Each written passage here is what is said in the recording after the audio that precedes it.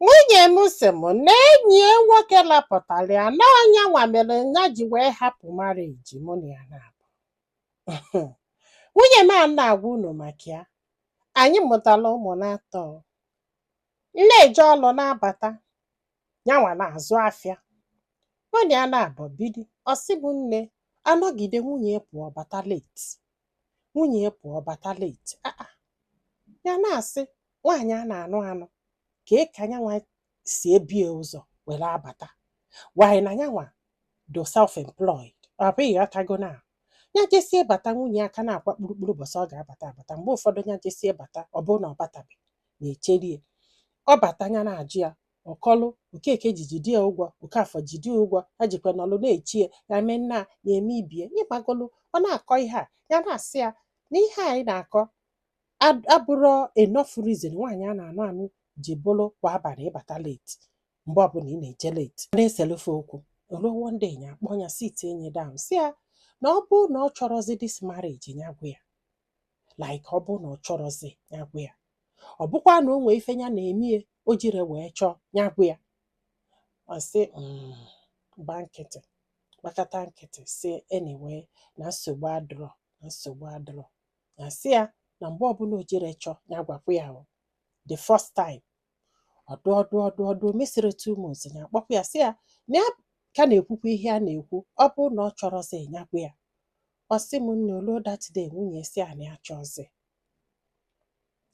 Ya sị ya ọ sị na ya chọzi. Ya sị ya ka maka ihe ọgba nkịtị. Na-emesie ka ajụbịa reason na-emesie sị mba na ọbara ụlọ. Na wesị ya na ọ bụkwa na ị chọrọ na ị ga-ahapụrụ ya ụmụaka mana ị ga-echegodo olu ka aje nene dushọn ụmụaka niile bụ nke ya dushọn na fancha niile bụ nke isiza na ị chọrọ ijebezie. Ọ sị na nsogbu adọrọ. N'ife a ji ekwu bụ ọ bụ na onwe nke abụrọ nke ka ịkpọrọ ya wee naba maka na ya ma nzụ nwa mmadụ. Ya nenesi ọ bụ na ụmụaka bụ nke ya wee si oke ka agbasa mana ya bugodo ụzọ kpọọ ndị befa. Ndị befa wee na-aba sị ma ọ na-apụ ala isi ọdụkwa ya mma a na-akọ ụdị akụkọ afọ anọkọtasị anụzi na kedu ife bụ nsogbu. Ịgbagonu onye ọbụla na-ajụ okwuru okwu ya sị ha na ya ma nnọzi nwaanyị achọrọzi ka anụ ya na ọ bụrụ by force. Ọ sị m ya na nwunye gbasaa ya kpọrọ ụmụaka ya na-atọ kpọtana na na-akwụ ụgwọ na-enedori ụmụaka anya. After 1 year and 3 months oluo that day ya nọ n'ime ụlọ a na-akụ aka kpamkpamkpamkpam na o gwara onye ya na-expect. So naanị ya wee binie jee imepe ọnụ ụzọ ya sị achere ka amagodola onye ọ bụ. Ya wee mepee windo ọ bụrụ ọnụ ụzọ ka ya mepee. Ya wee mepee windo si na windo fe ọ bụrụ na nwunye ọ na-ebe akwa. Ya sị a ka ihe ịchọ gị si ebe a pụọ ya chọrọ ka ị bịa kpagha ụmụaka ka fa chetakwa gị again leave this house. Na ọ bụrụ na ị livro this house ya si n'ime ụlọ ọpụta na ife a ga-eme ya ama ndịsị mma obere akwa na. So olukwe bọsị ọzọ after ka a chụsịrị ya nke afọ o mesie 1 month o chietekwa azụ again kụakwa aka again chukwu mekwa ebele again ya nọkwala n'ime ụlọ again ya esikwa na windo fụkwa ya again. Ya wee si ya na the next time ya ga-afụ ya bie ya kpụrụ ya kpọchie na stranger ka ọ bụzi na bie na. So ya try ya next time bachisiela ya ntị. O wee na oluo the other day kpamkpamkpam na-eje n'ọnụ ụzọ bụrụ mama ya na papi ya bịara. Ya emesie ka a ghara ịkpọghele ha ọnụ ụzọ mesie sie na iwe ka akpọghele ha ọnụ ụzọ ya wee kpọghele ha ọnụ ụzọ ha wee bata. Ha wee bido wee gwa bịa wee sị anya biko na ihe ha chọrọ bụ just to give her a listening ear. Ọ bụza na okwu ide kwụsị ọ bụ na ọ chọrọ ka o jee kwele onwe ya na ọ bụrụ by force mana ya ga-enye ntị ya welu maka ụmụaka ga-enye ntị. A na-ayọ ya wee kwela maka na ndị be ha sọpọtụrụ ya even mgbe ọ chọrọ ịhapụ ya na ndị be ha sọpọtụrụ ya. Ya wee kwela sị na ọ bụrụ bie ka ọ ga-eme.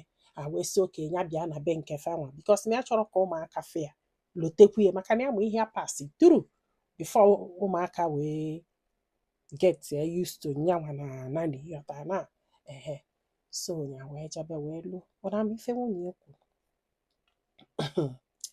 O wee bụrụ na nwunye na-eri enyi ọ na-amala enyi nwunye na-eri nwoke ọzọ na-anụ nwaanyị. So ya na nwunye wee na-eri enyi nwoke afọ wee gwa nwunye na ya na nwunye nke nyanwa adọrọ compatible.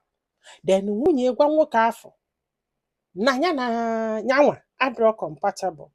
so fada abụọ wee kpaa wee sị na fa ga-ahapụ marriage fa o.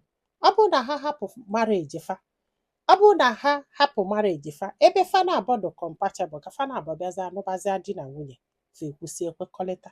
Mana ọkwa this man initiated this very thing na a na-ekwu na ọ bụrụ nwunye ebidoro ya, na ọ dị man sị na ya ga-ahapụ nwunye, na-ekwu ekwugide nwunye nke wee believe mezie because na condition fa nọ bụ na that man na nwunye nọ na worst, then nyanwa na die na ọfụma, kama na ihe nyanwa na-eme ya adọrọ mma bụ na ya anaghị enyeju Ibongi afọ, ịghọta na the man na-asụta Ibongi very well, so that's why fa na-abọ ji wee do compatible. Then nwunye the guy abụrụ mmadụ Ibongi, mgbe ọbụla ọ na-esogharị the woman na-ayọgharị Ibongi ma ekwe na-enyi ya, ịghọta na na ọ na-akụta ya n'ọkpọ nka nka na-abụọ sị na ike agwụgie, mana nwunye is ready to go 100 times ma ọ chọọ.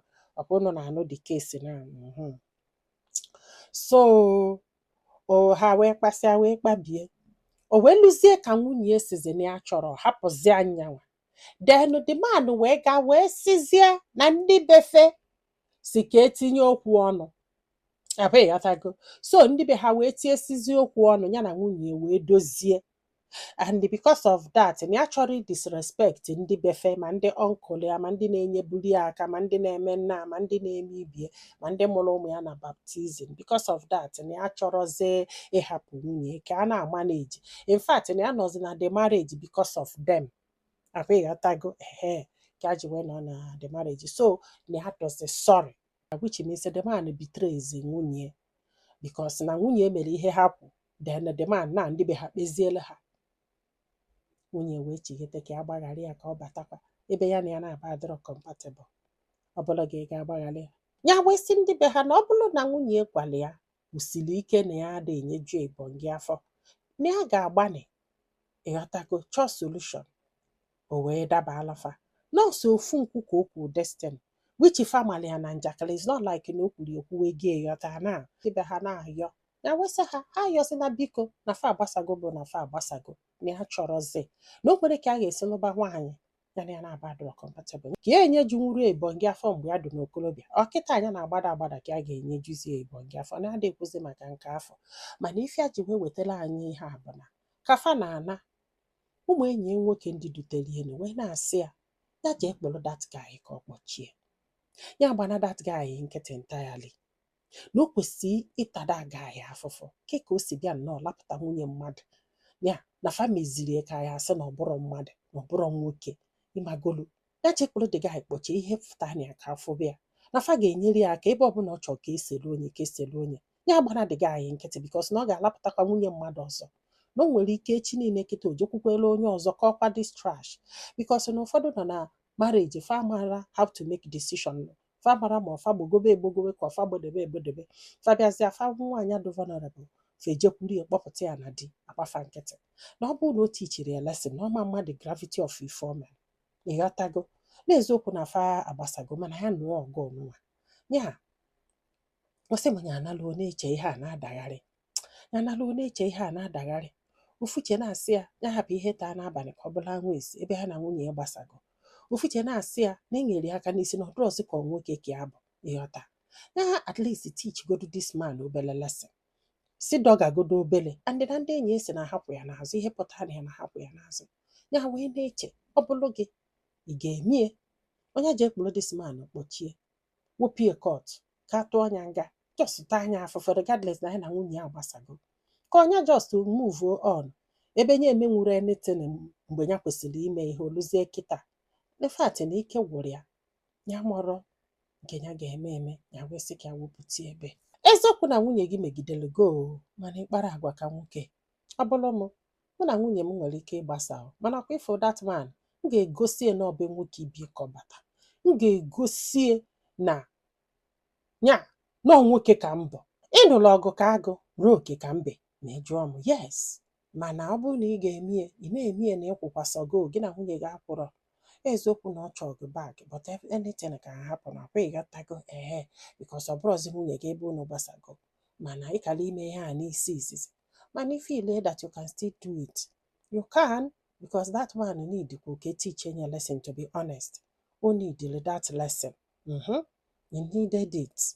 If not, you will continue going around na-edeceive ụmụ nwunye mmadụ, ọkpọpụta ha ọkọba this trash na. So ụmụnne m tii n'ọnụ n'okwu a, ọ dị unu ka ọnya chiga azụ jee teach this man obere lesson, ka ọnya hapụ ihe taa n'abalị ka ọ bụla ahụ ezi, maka na ọ gaghị aga ịghọta ha, maka na ọsọ nwunye tazara afụfụ niile anụnwa. Eziokwu na ife o mere adọrọ mma, a lesson to her, maka na ọ na-enunu enunu, ọ na-eyiye eyiye, ya ịnụrụ okpo nke koiko ya ife nụrụ. I'm telling you, ọ bụgodulu that na di gị adịghị enyeju gị ibongi afọ, ịpụgo na-enweta that ibongi outside, right?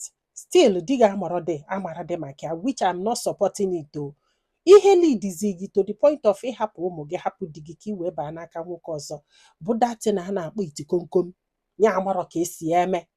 Ijiri aka gị sị na ị chọrọzi ka ijezie para amụ wholesale. Ngwa ịpataga amụ wholesale, kedu ife ị na-agbazila ọsọ? Ịbanyebe nwoke afọ nwunye akwa agị mmiri ọkụ, rụchaa gị ka ọkụkọ.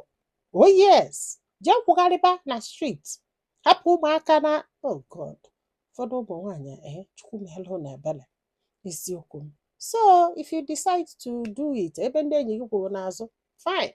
Isekwanụ ka ị move gị on that I've dealt with only your wife, fine. Debe anyị daalụ ka ọ dị n'ụbọchị ọzọ.